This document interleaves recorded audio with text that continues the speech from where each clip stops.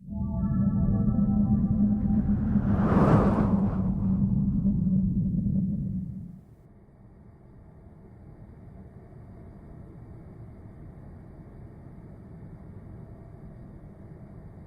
and welcome to Doom Colonist, the little tabletop role-playing game show that could. We're back with a character creation session for something a little unexpected. Frankly, it feels miraculous to get back in front of the camera again because we've had a layoff for some time. I am going to be your host and general monitor for this evening, for that is the title that tonight's game has bestowed upon me. And I'm joined tonight as we kick off a brand new one-shot, which knowing us will probably take about 6 sessions. And we've got some new faces on stream. So I'm going to quickly go around the overlay and introduce our new players and a returning fan favourite. We'll start over here with the one, the only, the blessed AD Nicol. Hello, sir. How are you? I'm a bit confused why I've been called blessed. Well, I am nowhere near enough of a mountaineer to be named after a blessed. I figured that sort of goes hand in hand with your Warhammer fandom. I just spend all my time climbing up mountains, searching for Yetis, and playing Warhammer. Yeah, I was either going to use Exalted or what's the other word? Thrice cursed. Venerated. That was it. Vaporated, more like. Would you like to explain to our viewers at home, both of them, who you are and what you do? I am. Oh my god, I'm a mess of a human being that keeps doing things and people keep listening or paying attention to me, and they really shouldn't. What's wrong with you all? I run the Fluffenhammer, which is a Warhammer-based kind of podcast that also goes into anything from Lovecraft sex life to the correct way of using a mop. Right the way through. We do podcasts, we do videos, we do articles, all at thefluffenhammer.com. Excellent. We are actually doing this video in association with the Fluffenhammer. So that means like we're corporate best buds now. Yes, any minute now I'm going to do a hostile takeover. Yeah. And you'll all work for me. I mean, you're gonna get. I mean, like half the money that's generated by this video is going to be split between like me and you and Andy. Yeah. Oh. How do you feel about that extra 70 pence you're going to get? Oh, I've wanted a Freddo for so long. I know. And you can Desperately want a Freddo. split it between the two of you. Andy's a zombie. I don't need to worry about him. He's fine. Oh. What a Freddo. Well, that's as good a cue as any to introduce our second new face, also with connections to the Fluffenhammer. It's Decayed Andy. Hello, sir. Hey, how's it going? It's all right. Do you want me to roll off my list of achievements? Yeah, just give us your credentials, your landmark achievements, your life. What's the word I'm looking for? Your milestones. Just give us the full shebang, the real deal. Oh God. All the war stories. So I'm on the Fluffenhammer. As I guess I'm the tech guy. Is that right, Gruff? The mediocre tech guy. I keep the show running in some sort of form or another. I also run the Moonbase 2 podcast. That's apparently the longest running UK-based Transformers show. Like, how long now, Gruff? Like 10, No, Andy, 15? not the longest running UK show, the longest running. You've been going since 2008. Damn. Yeah, so that long. So I've been doing Transformers for a while. Also, I'm on Twitch as Decayed Andy, and I do video game streams. That's, I think, the most of it. And I have to ask you, Andy, at what point did you become a zombie? Through many traumatic events in my life. I became dead on the outside and the inside, and I just ran with it. How many times, Gruff, have people told me I'm dead on the inside? I stopped writing them down in the little book. But yeah, many times. So I just went, oh, well, we'll just go for it. Why not? Sometimes you just have to embrace the identity that other people put onto you. Pretty much, yeah. Why not? I get this all the time. Because I used to be getting called Andy at school. I hated it because there were like 5 Andys. I was like, no, I'm Andrew. And at some point I just went, I don't care anymore. Just call me whatever you want. Just leave me alone. I'm done with you. Andy will do. They ground you down. They did, yeah. School is a horrible place. It is. What was it somebody was saying to me about wanting to know that their kids were safe in school, and I was thinking, kids haven't been safe in school for decades. No. Worst place to send them. Yeah, but send them back to the mines. The mines was a safe place. Yeah, the con houses. We'd just like to break at this point just to say hello to all the teachers that are watching us out there. Yeah. Hi, thanks. We think you do a great job. It's all right. My mum was a teacher, so I know of the pains of teachers going through. Let's move on before we give people more reasons not to watch us. Over here on this side of me, on this bit of the overlay down that sort of over there where my wiggly fingers are pointing, we have a returning favourite to Doom Colonist, one of the OGs, a man who I feel hasn't streamed with us for far too long, mostly because of my own ineptitude. It's Dudley from Yesterzine. How are you, sir? I'm good. I was considering making OG hand movements, and I thought there is no way that's not getting me cancelled instantly. I think cancelled instantly is really our raison d'etre, isn't it? Yeah, I do 15 objectionable things before I come on stream just to save time. Yeah. Yeah, that's a mode of behaviour I could get down with. Now, I'm not saying I want you to explain each one in excruciating detail, but can you please explain each one in excruciating detail? Yeah, Please absolutely, do, yeah. and I will do so now, and the viewers will see it, and SH puts in an edit pause, right, and that's the 15. Really? Wow. That one with the elephant was... Took effort, I tell you. I mean, really? Up to the shoulder? Good God. You've got to do these things properly. They never forget, though, you know. It was the ferrets I felt sorry for. Not anymore. Yeah. The thing is, you can't risk it being partially objectionable. If you're going to do 15 objectionable things, you have to do them objectionable things. Mm-hmm. Imagine turning up and you've done 14 and a quarter. Yeah. I mean... Do you like rev it up from like you start kind of low and then you get really bad by 15, or do you just go straight away? 1's really bad, 15's really bad as well. I mean, let's be honest, when you get to 14 objectionable things, you're out of ideas, and the first thing you think of is number 15. Hence the yak and the length of rubber tubing. Dudley, you do something very, very interesting on YouTube, don't you? Would you like to tell the viewers at home, anyone who's perhaps is not aware of this? I construct Yesterzine, an inexplicably popular show about old gaming magazines and the things we used to find out from them. Excellent. 2,600 people can't all be wrong. It's a very good show. I would rate it 79%. Well, that's 6% above the minimum, so good. What's your favourite Yesterzine? It might even be the next one, so that's going to ruin that. But Well, there was one where we did the last issue of Amiga Power, and the last issue of Amiga Power, they knew they were being cancelled. So there's a running story through the magazine of all the staff being killed by the 4 cyclists of the apocalypse, the only minor deities committed to a rigorous program of consumer testing. And one of the reviews in that is actually presented as a stage play, where one of the reviewers is put on trial for their crimes against the Amiga, and we acted out the whole thing, and I animated it using sprites from Phoenix Wright on the DS. So that's probably the stupidest thing I've done. viewers at home now know exactly what they have to go and watch after this. Episode 18. That's a good promotion. And subscribed. Just to round off our pre-session banter, because that is like a thing I feel we need to do for the viewers at home. We need to have a little chat amongst ourselves just to build a little connection with people so they know who we are, what we like, and just how much to hate us. There you go. Dudley was saying that in Yesterzine he covered the final issue of Amiga Power, and just at the time of recording this session, I've only just read today that apparently, is it Total Film magazine? Yes, they closed Total Film, Play, and Future Music all on the same day. Now Future Music's going to hurt. Wow. But I saw the thing about Total Film being cancelled, and it just made me think how sad it is that like, I mean, our generation is seeing the closure of a lot of these kind of seminal publications, like covering these particular, I was going to say niche interests, but like, I mean, films are not really a niche interest. No. But just, what a shame. What a shame.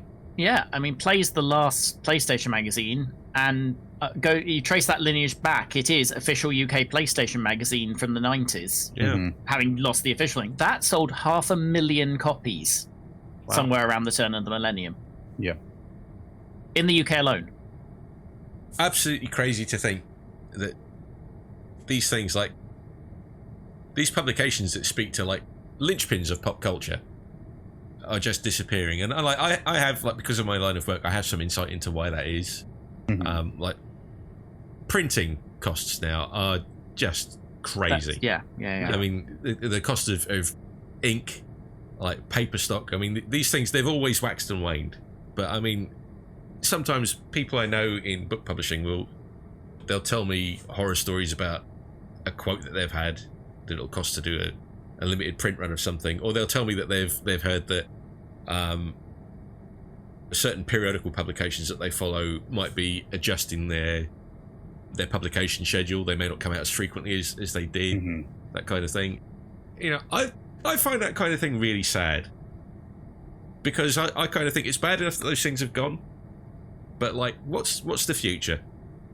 Is it done deliberately to stop deforestation? Is that kind of the idea behind it, or like partially that? In a way, if it was that, I would be more accepting of it, and I would be more behind it, because you could sort of say, oh yeah, good reason. But I mean, it seems in the majority of these cases that it's just sales are not there. I'm always surprised that SFX is still on the newsstands.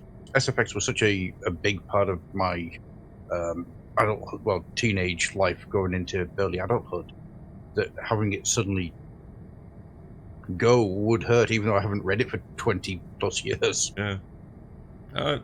I've never forgiven them for cancelling your Sinclair, but that's a whole other discussion. We want to talk about cancelled magazines. Let's talk about Wizard and all the stuff that happened there. Or, just a thought, I'm just going to toss out there, we could just get on and play some TTRPG. We could, yeah. That's better than talking about Garib Sheamus, yeah. I vaguely recall that was why we were here. I don't know. We got two guys from a podcast on. We could just talk bollocks for 90 minutes. We could, but that's their job. Famous for it. Just to explain what's happening here, we have actually done a character creation session for Those Dark Places before, prior to launching our campaign, The Cradle, which at the time of recording that's still ongoing, because that's been hit by all sorts of scheduling issues and whatnot. But I thought, to keep us active, to keep us going, and to sort of build on that a little bit, what we would do is we'd lay on a brief kind of spin-off to that, set in the same setting as The Cradle, but far, far away from the events that are going on in that. So what we're going to do is we're going to create a bunch of fresh characters with new players, and this is hopefully going to be a shorter self-contained adventure. And I have sort of given information out to all of the players as to what's involved in all of this, but because this was all pulled together very quickly, I've got no idea to what extent you were all able to check up on that. I don't know if you've all read like the scenario setting. Yeah. Andy is nodding. I can tell. I can't see him nodding, but no, I didn't. You didn't. No, you didn't. Oh, okay. No. I'm not going to commit to a yes because I fear there may be a quiz. That's why I wanted to be honest. I was like, no. It's no problem. It's no problem, because what we're actually doing here is we're going to play an adventure which is set in the same universe, as it were, because as viewers who have seen anything of The Cradle will know, we're playing with the Those Dark Places rule set, but we're not playing in the default setting for that game. It is kind of a setting of my own devising. If you look at it alongside what's in the Those Dark Places rulebook, and you know, look at mine sideways, they've got similarities, but they are different. And what I'm kind of encouraging here is that we actually sort of forge this and create this universe together, because that's what TTRPGs are all about. So I'm not going to go into all the details of the setup and the premise as I did in the character creation stream for The Cradle, because really what we've got here, it's not really benefited by doing that. What we're actually going to be doing is we are using officially created Those Dark Places supplementary material. This is going to be drawing on a what does Jonathan Hicks call it? A one-page report, which you can find on Drive-Thru-RPG. It hasn't appeared anywhere in print, but I'm going to do a little bit of repurposing of that just to fit the details of our setting, and after I've got an idea of the characters that you're all going to create here tonight, I will see if I can factor some bits and pieces of that in as well, just to kind of make it even more interesting. And then when we get down to play it, we'll see how it goes. In the most creative way, we're just slinging stuff at the wall here to see what works. So, we'll go through the character creation session. But the premise of this is going to be that the three of you will play characters who are attached to a technical troubleshooting team. Now, your assignment is going to be that in the setting that we've created, mankind has spread out from Earth and set up a number of colonies throughout space, discovered new star systems, is faced with new technological and environmental challenges. And one of those problems is that mankind has to find a way to feed itself. So this has led to mankind creating a series of orbital, off-world food factories. Places that create food out of algae, like protein farms, that kind of thing. And one of them has just mysteriously stopped working. So you guys are the team that's going to be sent out there to investigate it, and if possible, bring it back online. Totally routine procedure. I'm sure absolutely nothing could go wrong. So, we're going to go around the overlay and we'll find out just who the crew of this troubleshooting team are. And we're going to start with you, Adam. Who will you be playing in our new scenario, the Gramtech Incident? I will be playing Salvador Splashfrog. Salvador Splash. Salvador Splashfrog, yes. Splashfrog. Splashfrog. That's with 2 A's in it. The 2 A's. You have to get the 2 A. Arg. Okay. Interesting name. Tell us a bit about Salvador's backstory, if you would, please. How have you come to arrive on this troubleshooters team? Well, Salvador's a very tortured human being. He's been through, he's seen a lot. He used to live and spent many, many years actually working as a medical practitioner of sorts on a giant industrial hellhole of a world called New Wolverhampton. And he... Just bear in mind what I said. We're building this collaboratively, so now you said that, that's canon. Yep. Oh, I'm so sorry, but also I'm not. It's fine. New Wolverhampton, of course, was a actual cesspit of a world. It is just run by barely evolved Neanderthals who run around dragging their knuckles in the dirt.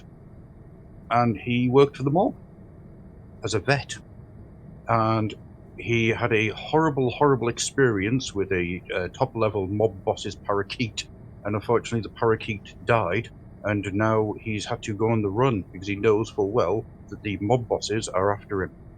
He has spent the last couple of years just basically throwing everything he can into hitching onto ships, getting from place to place to place. He's obviously got a lot of medical knowledge that he can bring to the fore and try hopefully to, get across that he has this knowledge. It may not be entirely applicable, but he has the basics that he can get stuff across. He doesn't like people getting too close. He's a very lonely person, very, very paranoid person. He's always concerned that the mobsters that have been chasing him are going to eventually find him. Gotta say, when you gave me the character's name, Salvador Splashfrog, I was thinking, oh my goodness, what have we got? In fact, I'm gonna go one back. I'm gonna say, I had a horrible feeling that I was going to end up putting something like this in your nameplate. Mm-hmm. Funnily enough, I never thought of Roger Cumstone when I was coming up with this. What I was coming up with was something that looked ruder than it sounded. And so when you put the accent in, the Salvador Splashfrog, it doesn't seem as bad. I think you've done a credible job. He sounds like an interesting character to me. Where I was thinking, Adam has gone all in on the comedy relief here. Oh no. Just to explain for anybody who's watching us who doesn't watch the Glass Cannon Network, just the reference I've put on screen is a reference to one of the most memorable characters, I think it's safe to say, on the Glass Cannon podcast. Yeah, in Delta Green's Get in the Trunk, and he's on his farewell tour now, and that makes me so sad. I know. We need more Roger. Everyone needs more Roger. But I'm going to take that off screen now before anyone at GCN sues us. I mean, I would hope that Troy and Joe and pals are all able to approach things with a bit more good humour than that. But we'll move on now that we've got Salvador's backstory. I mean, physically, he's a very, very thin human being. He's got a nose you can shave with. He's got tiny, tiny little glasses that he wears, and he's got like a big beard that he's currently wearing to try and make it look like he's not him. He's always been clean shaven. Okay. Well, so that's a nice, fully developed character. Andy. Yes. What ideas have you got about your character? Do you have like a name for him or an overall concept? Yeah, Ted Branson, a deep descendant of Bill Bryson. many years removed, trying to live up to his great however many great grandfather's expectations. Unfortunately, just a janitor on one of these awful worlds. He's looking for a better life. Awfully optimistic, always looking at the best things in life, even when they're nightmarishly terrible and downtrodden. And finally gets his big break when he gets this job to go and become a technical worker. Awesome. Excellent. Got any further ideas as to maybe his appearance or any defining characteristics or anything? No pressure if you haven't, just... Bill Bryson. Bill Bryson. So he's basically Space Bill Bryson. Yeah, many generations removed, he's still Bill Bryson. That's cool. I'm down with that. Oh, how about we give him like a scar over one eye from a horrible mop incident? I'm gonna veto that just because I have done janitorial work in the past, and I did know one member of staff at the same place I worked at who had a rather nasty accident with a mop, and just like if that becomes really? Oh God, really, yeah, and just if that comes up regularly, I can't guarantee that I'm not gonna crack up laughing. Okay. Because it's important to remember that what is traumatic for some people is gut-bustingly hilarious to others. True. It's fine. He would have injured himself with the mop, but he listened to this fine quality podcast that I hear once discussed the correct use of a mop, and thus did not have the accident. Could be cool. But I'll totally let you have a scar over one eye if you like. Yeah.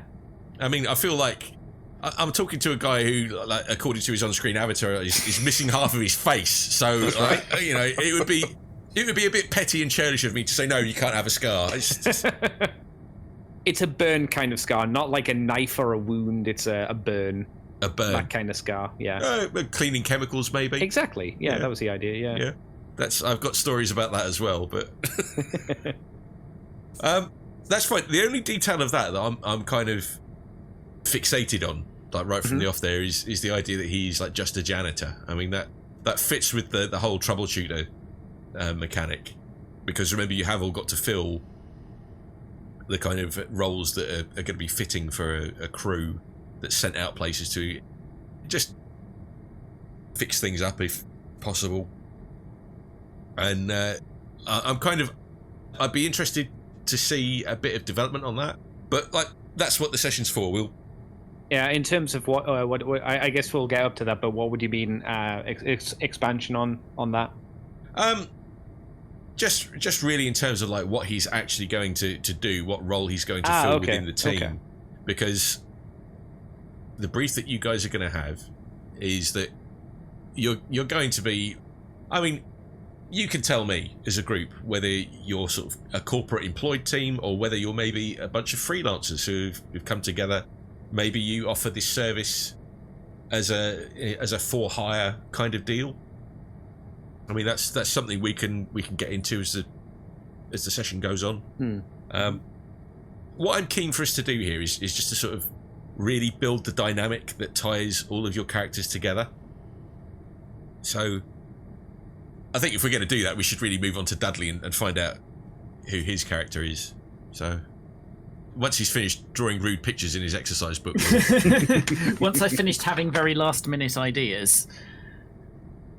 So my character, Guns McGreggor. Okay, right, stop you there.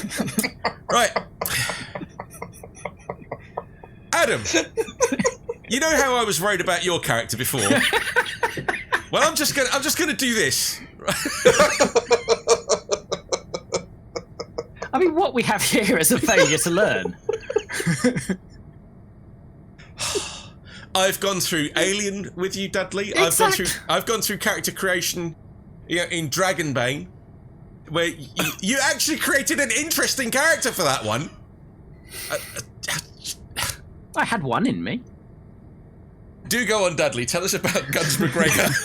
I had one in me. Go through Hope's last day, mate. You'll fill up the entire iPad with quotes, especially as it's a fake iPad that's clearly just your hand. Those don't have a lot of storage capacity. You'd be surprised. I say. No wonder he's the one with the kid. You're amazing. I can hold in my hand. Guns McGregor, I was saying. Latest in a long line of military types. His dad is Rocket McGregor. His granddad is Jet McGregor. His great-granddad is Chemical Warfare McGregor. We don't talk about him too much. Is there a biohazard McGregor? I mean, in a very literal sense, we don't talk about Chemical Warfare McGregor. I'm gonna play these off as affectionate nicknames. Oh yeah, the whole thing is affectionate nicknames. Guns is not his given name. Right. Maybe we'll find out what that is at some point. But I've already decided, Dudley. I've already decided. Your first name is Columcille. Can you use that in a sentence? No, you can't turn it into a verb. It's Mel Gibson's middle name, oddly enough. Yeah, that scans quite well, actually. Yeah.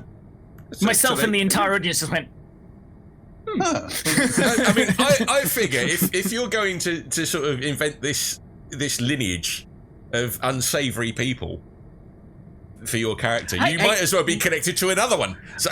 Really, only Chemical Warfare is unsavoury, but he was probably a Mel Gibson fan. The number of years from this scenario kind of works out that he would probably have grown up watching movies. Yeah, would he have at any point have had cause to say to somebody, if it's all the same to you, I'll drive that tanker? Yes, but he might have done a better accent than the guy who works at Star of Kabul. Oh, there's a deep cut for the faithful. I wanted to get out of the way early. Guns McGregor's young, and he's just out of military academy, but has largely failed most of the tests that you require to get into the army. Not physically, but just because he does have the brains of a cheese sandwich, and not good cheese. We're talking Sainsbury's everyday value cheddar here.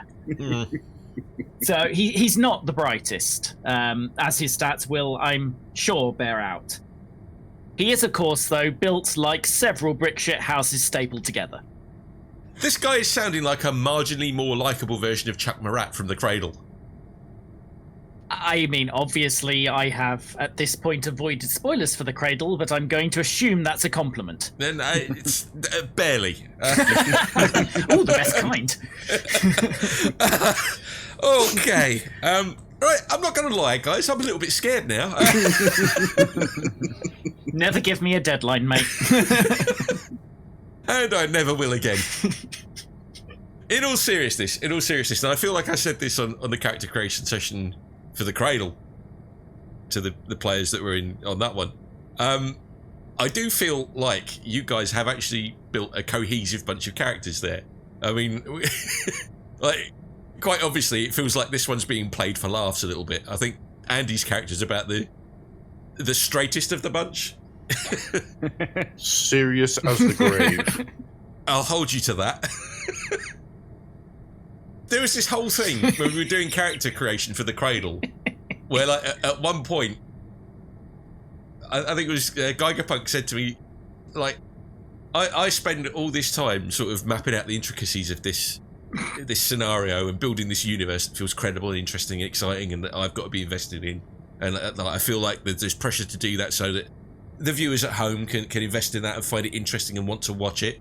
And Rob said, yeah, and we give you characters like this. And I was like, yeah, well, whatever. Of course, we're saying this in a universe where only 2 of us know the name Lavender Bin Juice. So let's not even go there. They will find out. Coming soon to a TTRPG stream. No, in our rate, probably next century. Give me a second. I'm just going to change my name. Oh, wait. I'm on that. There we go. Did you even bother programming one of those to go in Andy's? I did. Or is it just us two? I don't know. It's just. I mean, if you want, you can all be Roger. Excellent. Good. Yay! I just would like to think Andy missed out. We're the Cumstone family. All called Roger. You realise what I'm going to end up doing here is putting that in the metadata for the tags on YouTube. Mm-hmm. Oh no! And so people who are subscribed to Glass Cannon Network are going to be like, "The fuck are these wankers doing?" You know? I'm like, "The fuck are these wankers doing?" We may be thinking it, but you're the only one saying it. And Adam's the only one writing it down for later use. No, you have a really good hand with lots of storage space. Now that we have an idea of who this motley crew of characters are going to be, the next stage is that we have to build their case files. Now, what that basically means is CASE is an acronym. It stands for, I've got to read this to make sure I don't mess it up, Charisma, Agility, Strength, and Education. These are the principal attributes that player characters in Those Dark Places have.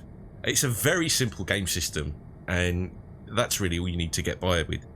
And all you have to do is attribute a value of 1, a value of 2, a value of 3, and a value of 4 to those attributes in any order that you desire. So this is really where you get to build your character at the nuts and bolts level. You decide how smart they are, how strong they are, how resilient they are. So we'll quickly go around the overlay, and we'll start with Adam. What are Salvador's defining statistics? So he has a charisma of 3, an agility of 1, because he hasn't eaten well for a long time. Let's put it that way. He's not looked after himself. A strength of 2 and an education of 4. That's interesting. That's really interesting, because I had the impression, the way you were talking about him, like not here on stream, but when we were discussing this off camera, I actually had the impression that you were going to go for a much brawnier character build. Oh. Mm-hmm. Have you got any thinking behind why you've apportioned those stats that way? So he's a smart guy. Yeah, you don't get to be the top of the mobster vets without knowing the ins and outs and learning quite a lot of stuff.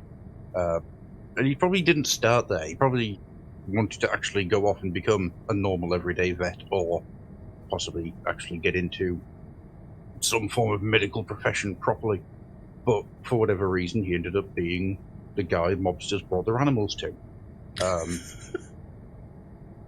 I think he probably owed somebody a favor for something, and that's probably what started steamrolling his descent into the hell pits of New Wolverhampton. But yeah, I mean, what I was thinking for the agility and the strength is he hasn't looked after himself, because he spent so much time running and just hiding, and in often cases hiding in plain sight by joining these ships. The money that he's making from doing stuff, it isn't going into looking after himself. It's being stockpiled so he can get away at a moment's notice. Mm. Yeah, if he feels that he has to go because he feels that someone's getting too close, or he feels that there's somebody watching him, he will use all that money that he saved up and he will leave. He will just go. So he doesn't really look after himself very much. He's a very complex human being. He's sound it. He's got a lot of intelligence behind him, and people, once they can get past the fact that he has been by himself for a long time, and he has a very strong paranoid streak, he is a nice guy. Yeah, he's just had a lot of bad things happen to him. I like it. It's excellent. Andy. Yes. What are Ted's stats? Charisma 4, Agility 1, Strength 3, and Education 2. Ah, interesting. I tell you what I find interesting there is that we've got two characters that have got very, very low, well, the lowest you can have in their strength ratings. That could make the game very interesting. You mean agility, right? Oh, sorry, did you say agility? Yeah, I said agility 1, strength 3, because he has the strength of a janitor. So he's quite a buff dude. But he is Bill Bryson, so he is quite old as well. You say strength of a janitor like it's some sort of mythical property. It is. He has to carry all these chemicals around, push his bucket around. True. You know, you have to do a lot of picking up and putting down the stuff. No, that's cool, because I did get across wire there. I was thinking of strength and agility there interchangeably. The interesting thing is those are quite important stats in the game, because you can find yourself, what I've learned from playing this on the Cradlers, you can find yourself leaning on those quite heavily. But it's interesting that you guys have chosen those ratings as you have. Any further explanation on why you've apportioned things that way? I'm particularly interested in Ted's charisma being his highest stat. He's painfully positive and upbeat, as I mentioned before. So he's going to be much more affable, I suppose you could say. Used to dealing with people in a positive way. Ah, interesting. That's cool. Yeah, it's going to be fun, because I'm going to have to go away and devise some situations for these characters.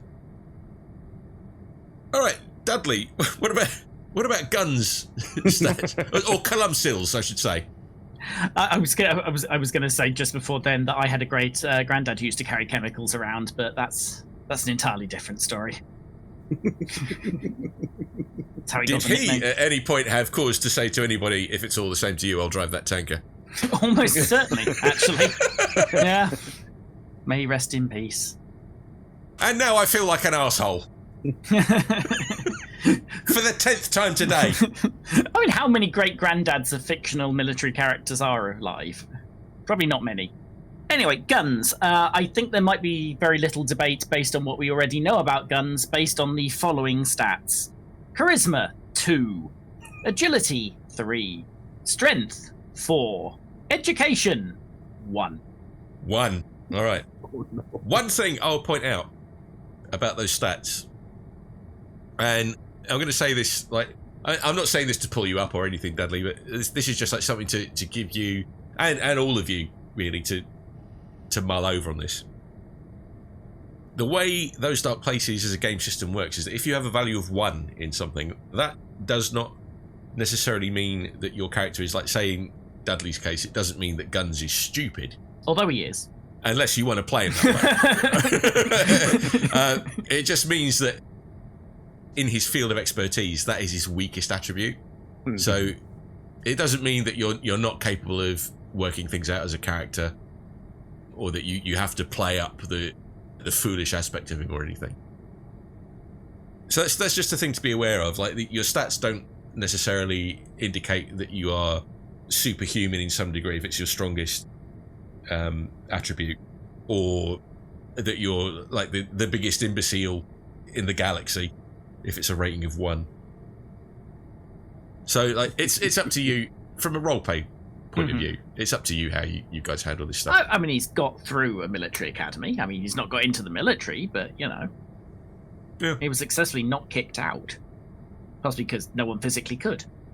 And the important thing as well, and this is going to come out in the next but one step of the character creation, is that your expertise, your field of expertise, I should say, that is going to dictate to a degree what you know and what you're able to do and how successfully you're able to make tests and checks in the game. But we'll get to that in a moment. But for now, what we have to do is we have to derive the sole derived statistic in the game, and this is everybody's pressure bonus, because those dark places does have a pressure mechanic. And that's really simple to do. What you do is you take the values that you assigned to your strength and education ratings and you add them together. So, really quickly, Adam, what did you get? 6. 6. Andy? 5. 5. Dudley? 5. 5. That's excellent. And I'll tell you why. When you make a pressure roll in those dark places, the way that works is that you have a target number to beat, and that target is 10. So you've all got very healthy pressure bonuses there. And what you do is you roll a d6, and then you add your pressure bonus to it. So you've got a decent chance of passing those pressure rolls. You're not in a situation like poor old Geigerpunk was when we created his character, and he ended up with a pressure bonus and stats which meant that he would automatically fail. I was just trying to figure out that maths. Yeah, if you're a 3, which you could be, you actually can't pass the pressure roll, can you? Yeah. So not sure if that was an intentional facet of the game's design or not, but if it is, I actually kind of dig it. That's something that as a GM you can come up with lots of evil schemes for. Alright, so the next step in the process is we have to work out what everyone's crew positions within the troubleshooting team are. Now, this bears a little bit of explanation.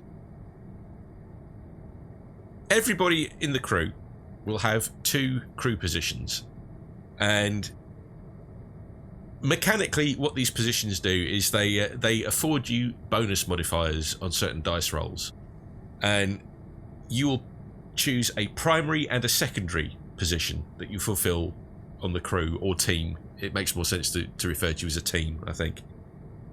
Now, your primary position will afford you a dice modifier of +2. Your secondary position will afford you a modifier of +1. And the way these work is that if you make a roll for anything where your skill set or your role within the team could be argued to lend you an advantage, that's when those modifiers will come into play. So that will be something that, like, don't just jot this down on your character sheets, like have it in mind as we actually get to play through the scenario.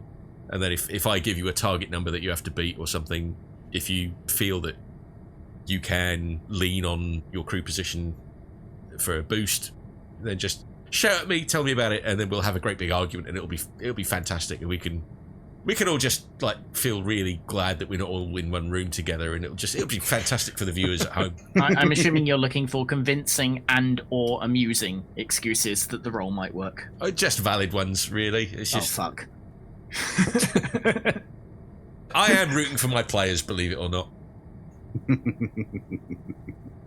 Now, one thing I'm going to mention specifically about the way this scenario is going to work is that as a troubleshooter team, the scenario is going to begin with all of you en route to your destination in your shuttle, and we'll get into like the details of how you work as a team after we've gone through all of this. Now, the rulebook does state that there are 2 positions which are mandatory that have to be fulfilled by somebody. Now, they can be filled by one member of the team, or they can be filled by different members of the team. I'm just looking at what those positions are. Thought it was helm and navigation. Helm and navigation are the compulsory or mandatory positions. Now, what I'm going to say about this is, I'm going to enforce that rule just because somebody needs to be able to pilot the shuttle. Beyond that, you can choose whatever of the positions are available that you choose. You can even, if you want to, double up on certain positions. So if you want a team with 2 medical officers, you can have that. If you want a team with 2 science officers, you can have that, and so on and so forth. So, do you have a list of the available positions in front of you, or do you need me? Yeah. Andy, again, I can't see whether he's nodding or not. Yeah, I said yes. Yeah, cool. You can see he said yes. Yes. I can hear that he said yes. It's You can hear him nod, yeah. so difficult when all you've got is a picture of a zombie. I just need to be louder when I say things. Yeah, with more emphasis. Yeah. Just try it home. So has anybody got any thoughts about the positions that they want to serve on the team? Because remember, you are primarily a team of basically high-tech space janitors. So we'll kick this off. Adam. Okay, obviously he's going to take medical officer as first. Okay, that fits with him being a vet. I like that. And helm officer as second. Excellent. The reason being that he doesn't always jump on being a vet, or, well, a doctor or a medical staff, because that's too obvious. Right. So maybe like being the helm officer is his cover to an extent. Yeah, you can hide out and be a helm officer at times. All right, cool. I like that. Andy, what positions would you like to fill? I was thinking science officer for the first one and liaison for the second. Okay, that is interesting. Could you explain, mainly for my benefit, just so I understand, why you've opted to choose the liaison position? In case we run into any survivors or an AI computer system, I might have to have a conversation with them and, be conversational. All right. Some information that I can give you, not in attempts to sort of sway your decision, but it might give you some pause to think and reconsider. Okay.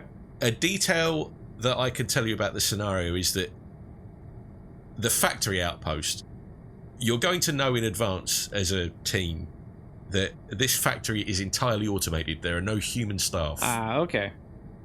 There is, however, an AI present in the facility, and that AI is going to be a unit that's commonly used within the setting. It's the Jerry 9000 thing, which is indicated over there. How AI is it? Is it like HAL 9000, or is it like It is just to lift the curtain a little bit. It is my direct reference to HAL 9000. Okay. It's just a little bit more personable.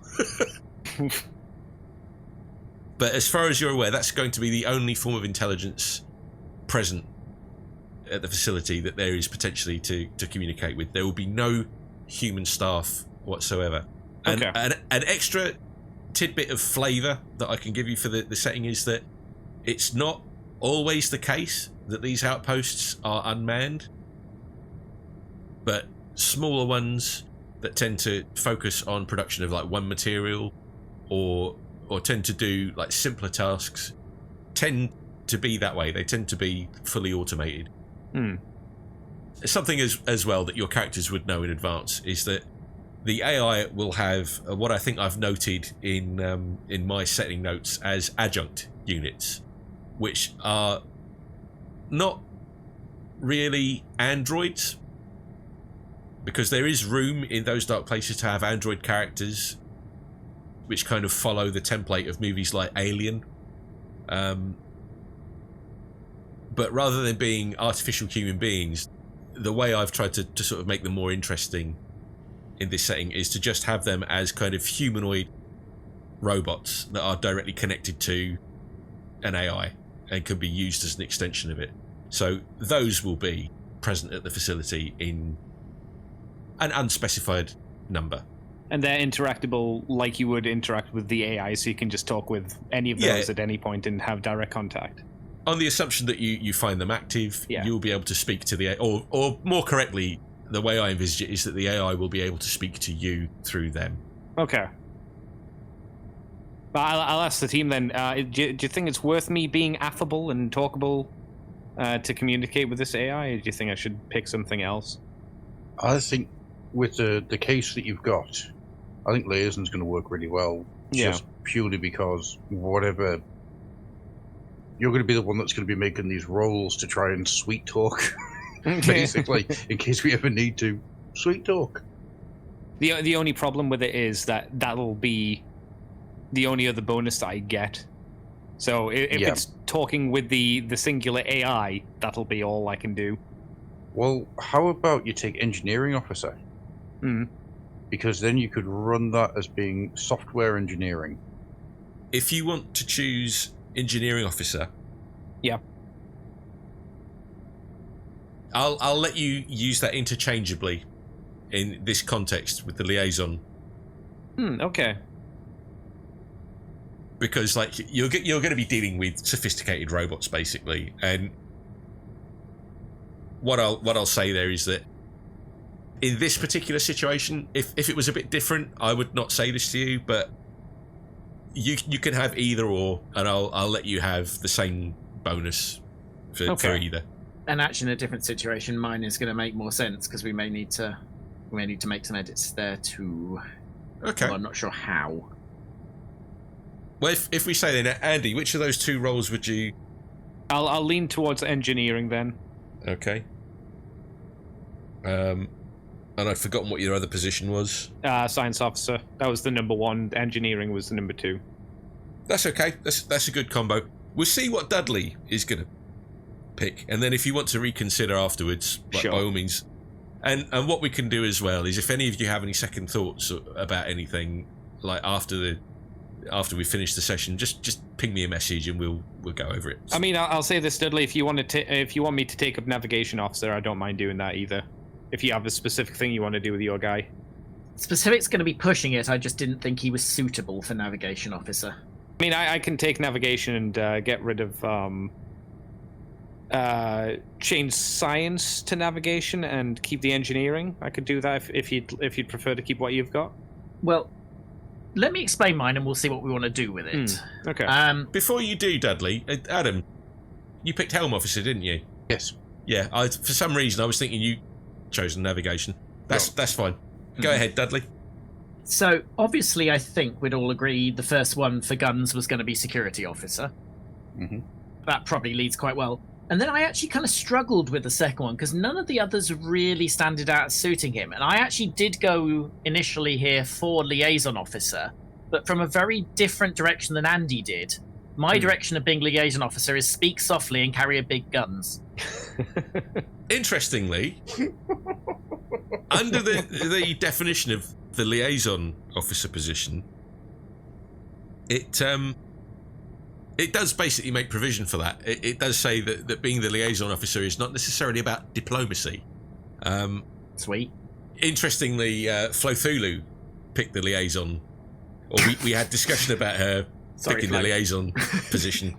And if you watch how her character acts at certain points... I can make an educated guess, knowing as I do, Flo. There was a point where I had to play a particularly stroppy NPC, and she put him in his place so hard, I was feeling awkward about it the next day. So yeah, that was my reasoning for liaison. I'm certainly not coming at it from the diplomacy side. But of course, if you think something else can suit him, he can move it. Because frankly, that was this is the only one that remotely appears to fit decision. And I had an angle. Well, the only consideration there is that somebody has to take the navigation position. Well, I mean, would either of you two prefer the helm? Guns does not strike me as a helm. I mean, I guess he could think he's good at helm. He could potentially be a helm savant. Remember as well, the ship that you're flying about in is basically just a runabout, really. Okay, so what you're telling me is that should Guns take the helm thing, what he basically is those kids who are sat in the little ride-along fire engine outside Sainsbury's, but no one's put a coin in. Oh. Yeah.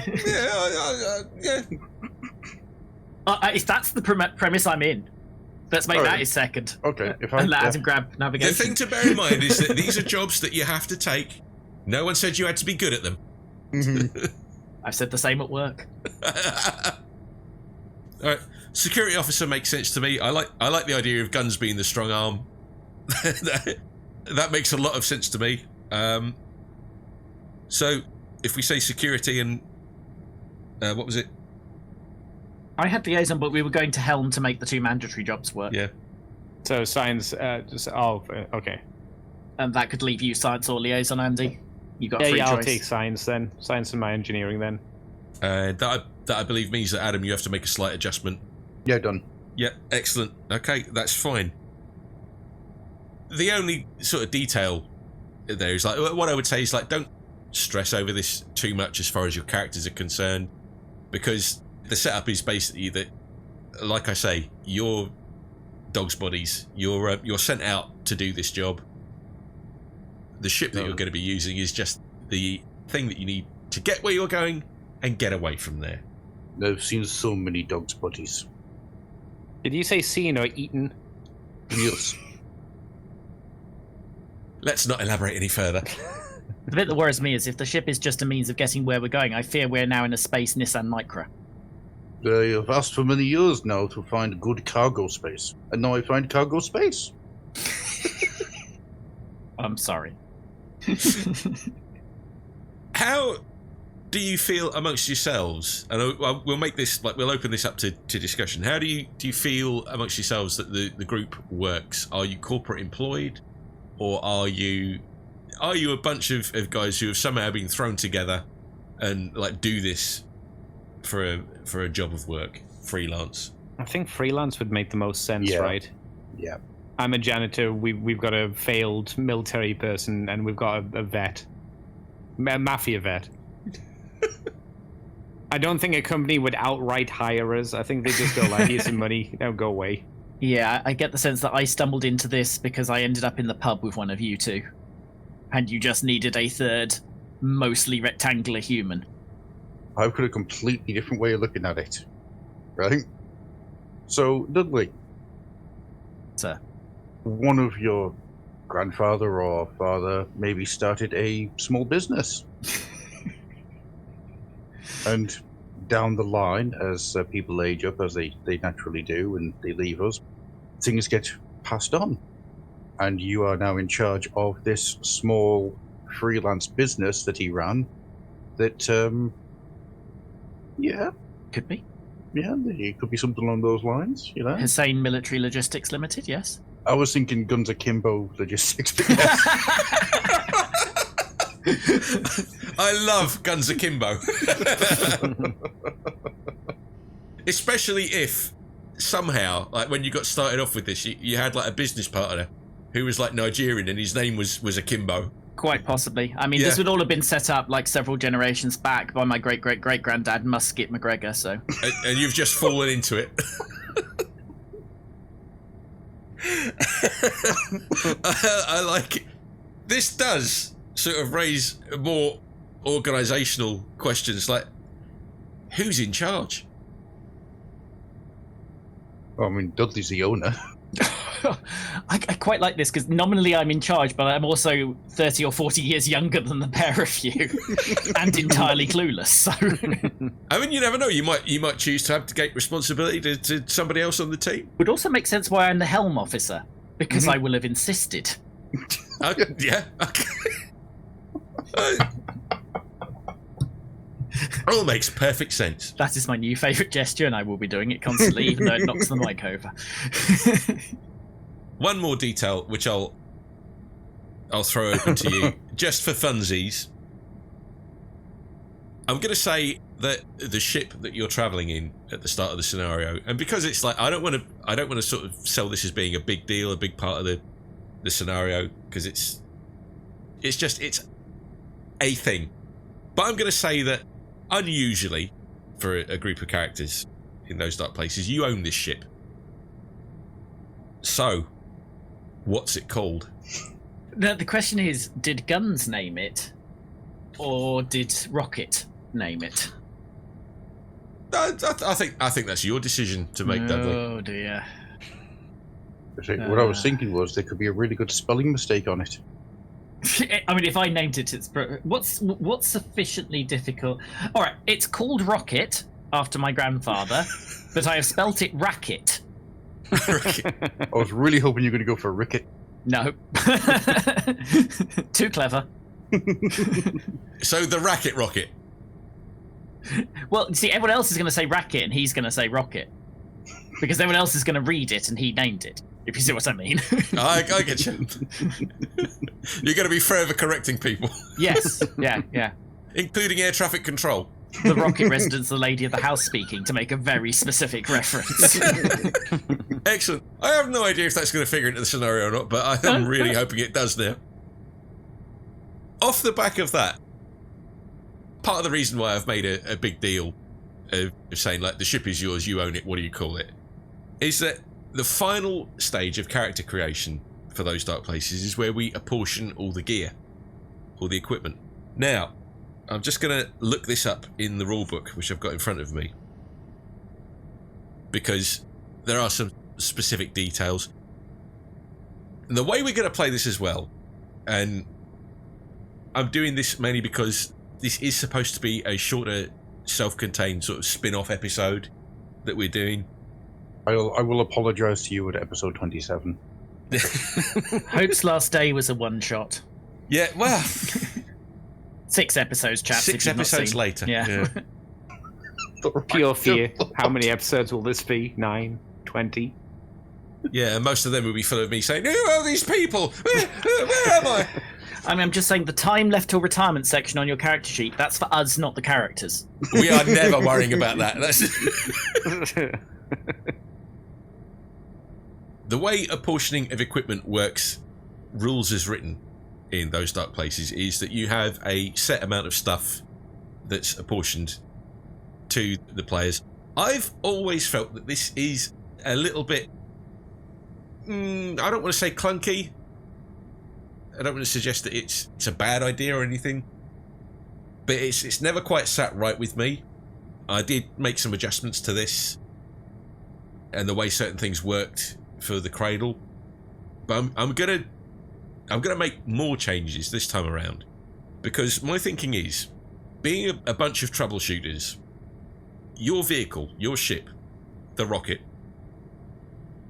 rocket, that's going to basically be your spacebound equivalent of a builder's van. It's going to have the tools of the trade queued up in there. But I'm going to place some limits on what you've actually got, because some of the apportioned gear, rules as written, is so specific. So we'll go through these things. The first item that it's mentioned that all players have is an ID chip. Now, we changed this slightly for the Cradle, and it was, instead of being like a tag or anything, it was like a subdermal implant thing. Yep. I don't actually see that there is much cause for you guys to have this as a team of troubleshooters, because if you work for yourselves, you haven't necessarily got any sort of corporate oversight that requires your identity to be tracked. So I don't know if any of you guys have got any ideas about how that might work, how forms of ID might be useful to you. I'm going to say that Salvador did have an ID chip. Doesn't anymore. Now I want to know where it is. I found a small pigeon.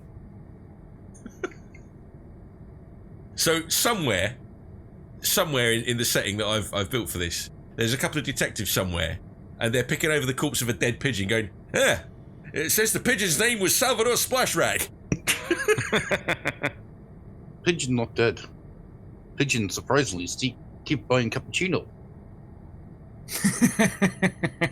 I take it back. Those two detectives, they're inordinately interested in Salvador Splashrack's migrationary pattern. There's 2 detectives, right? They're holding a pigeon, and there's a card reader there, and they're just going... Unexpected item in the airlock. Coup, coup. You heard it. Said he was going to start a coup. Oh, no. I like the idea that Salvador has had an ID tag, which he's removed. That could be really cool. I don't know if we'll get a chance to do anything with it. I don't know if these characters might appear in further Those Dark Places one-shots or campaigns or whatever. So I like that idea. We'll roll with that. How about you guys, though? Andy and Dudley, any ideas? It entirely depends on if Guns got one going through military school, because otherwise he wouldn't have done. We'll say that you have one, but it's not necessarily useful. No, probably not. Is it something that are these ID chips stuff that you're forced to get if you work with any other companies? Yeah, if you're in corporate employ, I would say yes, they're required. Like the way I span this for the Cradle was that because of the nature of the vessel that the crew were on, having the ID chip worked some of the automated doors within the vessel, so it was a way of keeping people that weren't supposed to be on board the ship out of sensitive areas. The thinking behind that being that piracy is a big deal in this setting.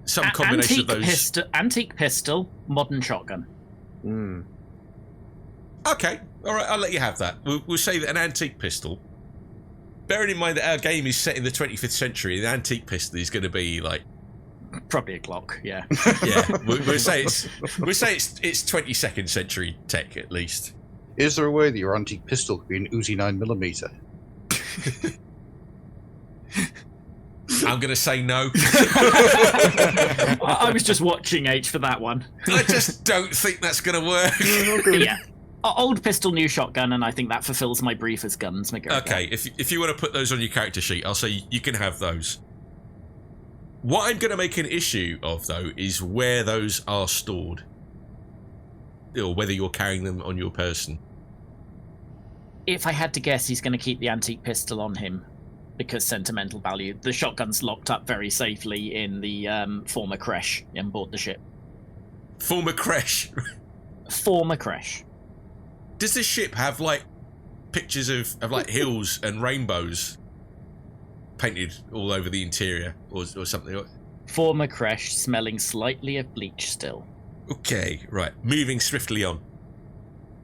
Anybody else got any ideas about weapons that they want access to?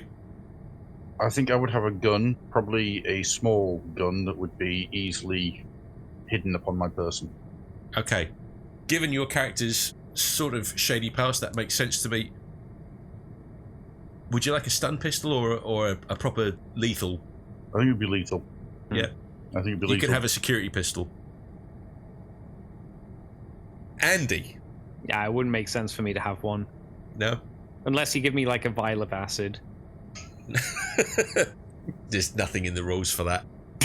I've got stat blocks for us. Yeah, it wouldn't make sense for me to have a gun. If you want acid hijinks, you've got to join us for Alien, Andy. Although not being funny, and it looks like you've had a bit of a run-in with that kind of stuff before. So don't mock my horrible injuries.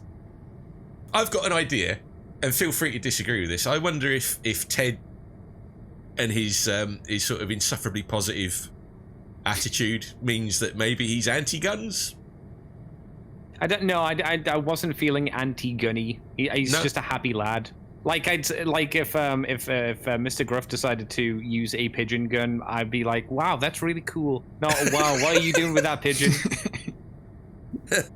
That's fine. It's your character after all. So yeah. Okay, that's cool with me. What I'm going to say then is that's your weapon allocation with no stun pistols, no non-lethal stuff. We don't mess about with that. Stun pistols. I know. The only other item there is to apportion is medical units. And I'm just going to look up what it says in the rulebook for those. And this actually reads differently to how I remember it, because I was under the impression that every character got their own personal medkit, but apparently not. It says you get a first aid med unit. Yeah, I don't think I'd be carrying something like that around.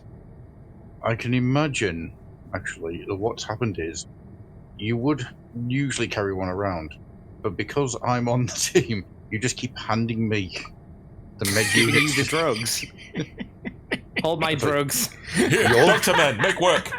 You're the doctor. You hold deja vu. So I've just got like everybody's just hanging off me on different straps. The way the med unit or med kit is going to work is, and this was something that I changed for the cradle, but the way that works is that just gives you a modifier if you use it in a situation where one of you needs to be healed. But what I'm going to say there is I'm going to make the same stipulations I did with the cradle, in that that's something that you've got access to, but you haven't got one each. And if you do find yourselves needing to use it, someone's gonna have to retrieve it. So that's just a detail, and that, I believe, is all of it. I do feel quite good about that. I think we've got something fun in the making there, because by the time this goes out, I mean, the cradle has been stuck in editing hell for a while because the audio has just been a nightmare to wrangle. Mm-hmm. So this will probably go out a few episodes in once that one appears. Ooh. So it's going to go out as a little side thing, and because of the way the cradle's gone, because that does seem to be stress, the tabletop RPG, I think this could be a nice antidote to that. And it could, I'm hoping it will broaden the world building and the universe that we've got going here. Because as this has been going on and the way the cradle's been going, I do feel like this could be a fun thing to dip into on an ongoing basis. You say this one's not causing you any stress. Does that mean we've got to up our game? Well, my players, I guess, will do whatever they want. You guys play this one however you like. If I feel it's getting too silly, I'll simply get up and leave, because I've done that on stream before. I got through an entire episode of Hope's Last Day deliberately doing nothing and standing still, and it still worked out, so, you know. And people have told me that was the tensest episode of the entire run. For me, certainly. Well, that concludes our character creation session. I would just like to say thank you to everybody in this overlay, all these lovely people who are joining me for what no doubt is going to be a super simple, lovely day trip out to a facility that's fallen into disrepair. Absolutely nothing's going to go wrong. It's all going to be like, you replace a few fuses, solder a few wires, it'll be fine, I'm sure. What could possibly go wrong? Thanks for watching us, guys. We'll see you in space.